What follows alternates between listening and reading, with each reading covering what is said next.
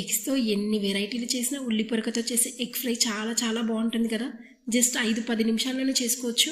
వేడి వేడి అన్నంలో కానీ చపాతీలో కానీ మంచి కాంబినేషన్ ఇది. మరి చాలా సింపుల్ గా స్ప్రింగ్ ఆనియన్ ఎగ్ ఫ్రైని ఎలా చేయాలో చూసేయండి. ముందుగా గ్యాస్ పైన కడాయిలో ఆయిల్ వేసి 5 పచ్చిమిర్చిలను వేసి లైట్ గా ఫ్రై చేశాక కట్ చేసుకున్న ఉల్లికాడలను వేసి బాగా కలుపుకొని మీడియం ఫ్లేమ్ ను మధ్య మధ్యలో కలుపుకుంటూ 5-6 నిమిషాలు ఫ్రై చేయాలి. తర్వాత 1 స్పూన్ అల్లం వెల్లుల్లి పేస్ట్, కొద్దిగా పసుపు వేసి పచ్చివాసన పోయే వరకు 2-3 నిమిషాలు ఫ్రై చేయాలి.